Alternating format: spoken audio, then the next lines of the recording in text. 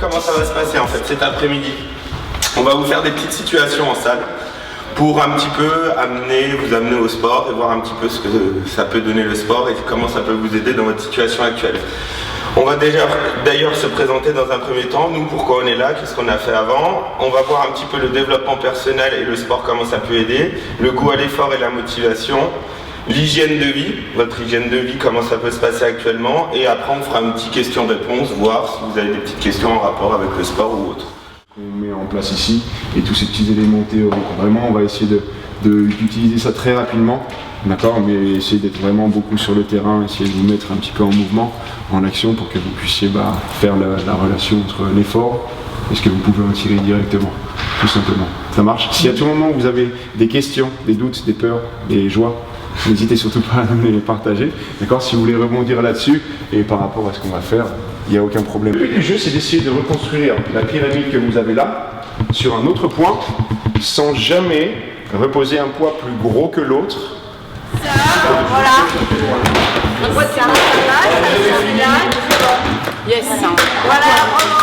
Dans la vie, comme dans le sport, tout est une question un peu de stratégie. Qu'est-ce que je peux mettre en place pour atteindre mes objectifs? Pourquoi est-ce que le sport pourrait m'aider à créer un réseau social? Pourquoi pas à m'intégrer dans un certain, on va dire, univers?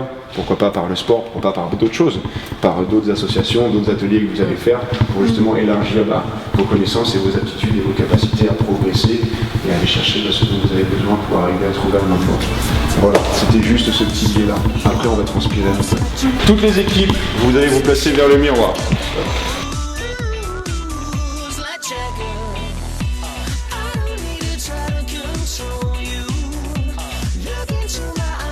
Donc là, vous travaillez également pour vous, mais aussi pour votre coéquipier. C'est pour ça qu'on en revient à tout ce qui est objectif et motivation. Nous, les objectifs, comment ça se passe? J'ai marqué objectif barré.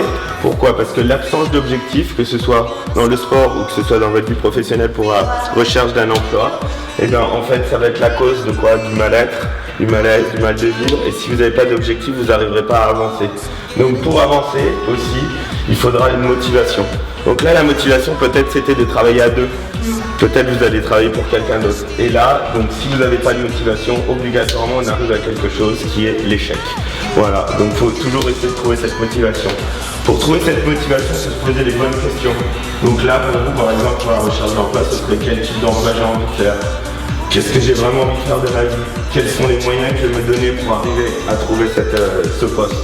Et donc là, moi je vais revenir au sport pour trouver la motivation dans le sport. Nous ici, dans une salle de remise en forme, moi je suis conseiller en bas, donc je vois beaucoup de personnes et ces personnes-là, elles peuvent avoir deux types de motivation. Soit elles arrivent, elles sont hyper motivées et puis on va leur dire bon bah ok, on vous laisse en bas en salle, on va juste vous montrer un petit peu des machines et puis après on va vous laisser faire. Et là, obligatoirement, parce que je sais pas, la personne veut perdre du poids, veut prendre en masse musculaire, arriver à un objectif parce qu'elle a un examen ou je sais pas, elle va réussir à se motiver seule. Ou autrement, donc ça c'est ce qu'on appelle la motivation interne, la personne seule va réussir à se motiver, soit c'est une motivation externe. Et là si on voit la personne elle est pas trop motivée, on va directement lui dire ne va pas en bas faire de la muscu seule ou du cardio, va en haut, va voir un coach comme Benoît qui va vous motiver et qui va permettre d'arriver à vos objectifs ensemble. Parce que moi je suis pas assez motivé pour me motiver seul, donc je vais vous envoyer avec un professeur. Et c'est le professeur qui va réussir à arriver avec vos objectifs.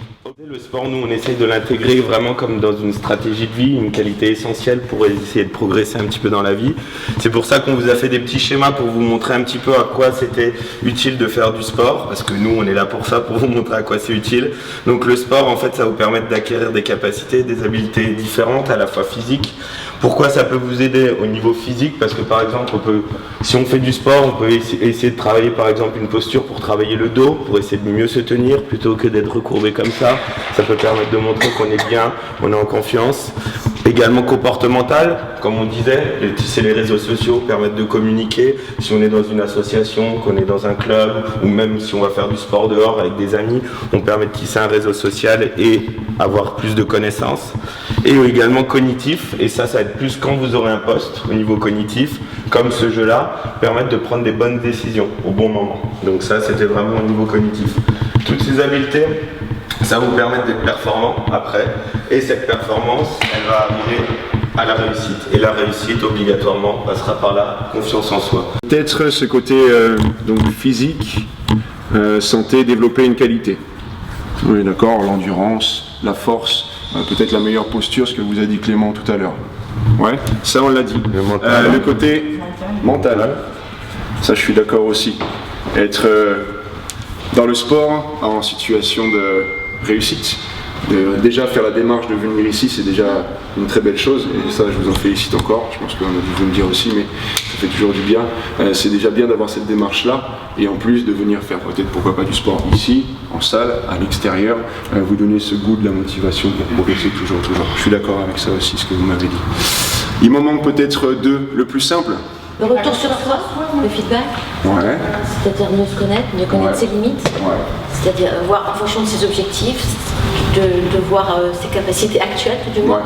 Essayer d'avoir toujours cette progression qui est montée. Parce que quelquefois on a des objectifs qui sont trop hauts par rapport à la situation, ou à l'inverse, ou alors on méconnaît ses capacités ou ses capacités d'évolution aussi. Ouais. Exactement, pour vous jauger, pour vous évaluer. Et ok, je suis capable de faire ça. Est-ce que je pourrais être capable de faire ça? Si oui, en combien de temps, pourquoi, comment, etc. Je suis d'accord, ok.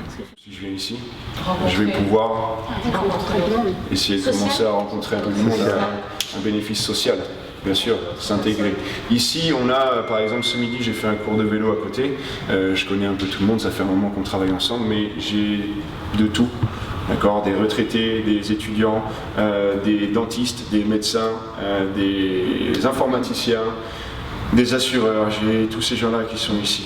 Et ces gens-là, à force de se connaître, créent leur petit réseau qui fait que facilement on peut s'intégrer, on va faire des trucs ensemble le week-end. Et après, ils travaillent même les uns avec les autres. Spontanément, je connais ce mec-là qui est assureur.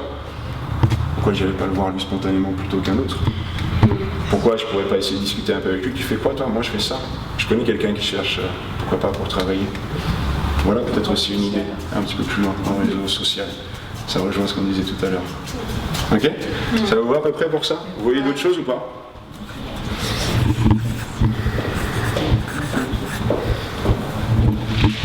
Vous savez ce que c'est l'efficience? L'efficience, en fait, c'est être efficace dans un temps imparti. Donc, c'est-à-dire que, même si peut-être vous avez beaucoup de temps en ce moment, parce que vous recherchez l'emploi, ce temps-là, il faut essayer, oui ou non, je ne sais pas, vous devez avoir sûrement une vie à côté, mais essayez d'utiliser ce temps-là pour l'optimiser, pour que le peu de temps que vous ayez, ce soit efficace. Je ne sais pas, par exemple, je ne sais pas n'importe qui, c'est quoi le planning, ton planning de la journée quand tu recherches un emploi ou tu veux faire quelque chose?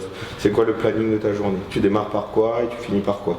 Je commence par ouvrir l'ordinateur, Ouais. consulter Tes mails? le truc de Pôle emploi. Là. Ouais. Et ensuite, je fais une recherche. Tu fais de la recherche? Divers sites d'emploi. De recherche d'emploi, ouais. Ça prend déjà La matinée. la matinée. Au cours de cette marche, etc. Là, ça va, en mon avis, ça va permettre d'avancer un petit peu plus, de déculpabiliser, et puis voilà.